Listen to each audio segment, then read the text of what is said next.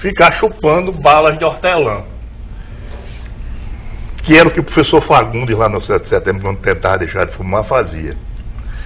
E aí ele ficou muito feliz porque tinha deixado de fumar, aí morreu de diabetes, né? Porque ele ficou viciado na bala de hortelã. Basicamente, o conto é isso. E engraçado, a pessoa que julgou, eu me lembro bem, a pessoa que julgou esses contos era Neiliano de Castro. Eu nem se lembro disso, eu nem se lembro. Neiliano, como era uma coisa assim, o número de contos era relativamente pequeno, que era só do colégio, então eu acho que ele foi o único julgador, né? Ele estava aparecendo nesse tempo já, e foi Neiliano de Castro que colocou. Então ele colocou para mim assim que eu me lembro bem que o comentário dele foi o seguinte: um vago humor machadiano. Eu fiquei cheio. É pouco, hein? É pouco, hein? É bom, pô. Bartolomeu, nós vamos fazer agora o segundo intervalo do programa. No terceiro e último bloco, nós vamos acompanhar a trajetória vitoriosa de Bartolomeu, agora sim como autor literário, confirmando aquele vaticínio de Dona Gracilde que Inácio lembrou há pouco, de que esse menino vai acontecer, ainda vão falar deste menino. Tá? Então, daqui a pouco nós vamos acompanhar e vamos ver, inclusive, alguns desses livros publicados por... Daqui a pouco nós retornamos.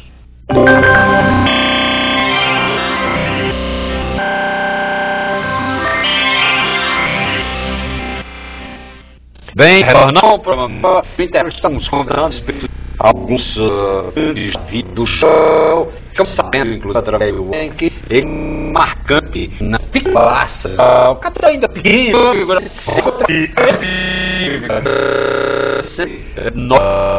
poeta e Inácio, também no intervalo, que do ponto de vista da literatura de Bartolomeu, que é uma literatura feita à base de uma linguagem regional de extrema criatividade, sempre o incomodou muito a ele, Inácio, e mais ainda Bartolomeu, a associação quase automática, quase imediata, relação causa e efeito que se fazia com a literatura rosiana. Como se Guimarães Rosa fosse... Eu quero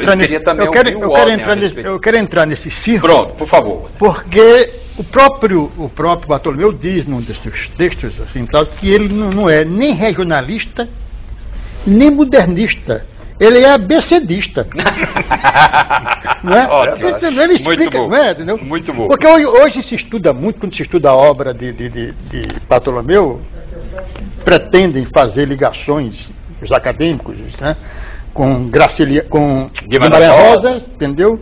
Guimarães Rosa, entendeu? E esse Nelson que você citou aí, entendeu? Não sei Nelson Faria. Não sei se ele leu o grande contista Carmo Bernardes, né? Carmo Bernardes, entendeu? Nelson Faria, goiano, né? Goiano. Juarez Barroso. E o grande Zé Canta, né? E tudo isso, o próprio sertão isso oferece como matéria-prima a fala do povo. A fala do povo, né? Não sei. Fala de literatura, por favor. Eu uma vez, antes da pergunta, por favor.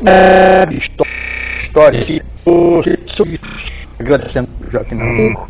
Eu sou o discurso mais definitivo que eu já li.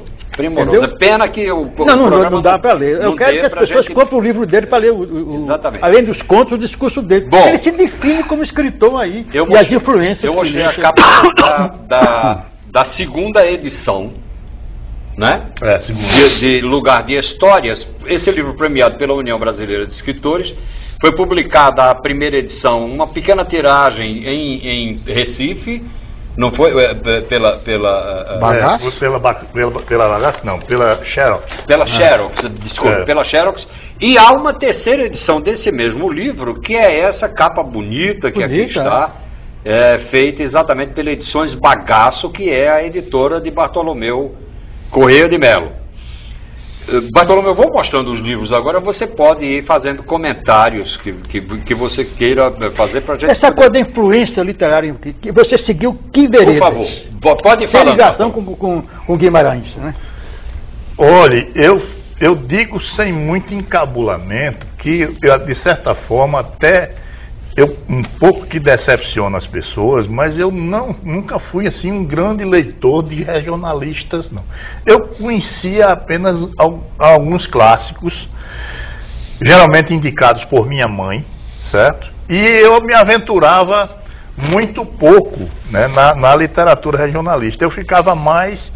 Eu me descobri, eu descobri o regionalismo em Zé Lins do Rego, naquela velha bibliotecazinha de Djalma Maranhão, ali na praça. Na praça. Saudosíssima memória. Saudosíssima memória. A biblioteca e a praça. E a praça, certo. E aí eu saí de Zé Lins do Rego, que me dizia demais, porque era menino de engenho igual a mim. Nós somos sempre meninos de engenho, né? Exato. E aí, depois passei Graciliano, e conheci Nelson Faria, que isso seria um livro. a gente conhece, viu? Coincidíssimo. E depois eu fiz pontos assim, muito vagamente, e muita gente pensa que ele diz, um negócio assim. Eu comecei a ler o resto da obra de Guimarães Rosa depois que disseram que eu era escritor. Aí foi que eu consegui, foi que eu fui conferir. E eu digo, é uma maneira que eu sei. Ora, bom, uma vamos conseguir torna a leitura coisas que faz literatura. Eleitor próxima trabalho para isso. Claro que eu não sei, eu não sou, eu procuro não, como eu digo, não ficar voando filosofias, não ficar fazendo beletrismos, né? Eu conto as histórias sem... Você se considera um contador de histórias? Eu sou um contador de histórias, um contador de história. Tão intuitivo e espontâneo quanto, guardando as diferenças, que ele era gênio e eu não sou, Patativa do Assaré era poeta. Certo? Perfeito. Muito bom, essa comparação maravilhosa. Eu sou intuitivo como Patativa do Assaré era poeta. Você faz a palavra da Cangapé, né? A palavra na sua mão é um malabarismo, né? Porque minha avó era do... Então eu tive um universo linguístico de infância. Minha avó era de Angico. Dessas influências aí, talvez muito mais fortes do que Zé Lins, do que Guimarães, do que da tua avó, tua tia, Minha avó era uma grande contadeira de história de Trancoso. Pronto. Certo. E tinha o linguajar do cabugiano dela. Meu pai era da zona da Mata. Da Serra do Cabugi, né? Da Serra do Cabugi. Meu pai era de Nazaré da Mata. Então tinha um nordestinês. Um substrato. E também já um tanto diferente. Terra de Marcos Acioli, grande poeta.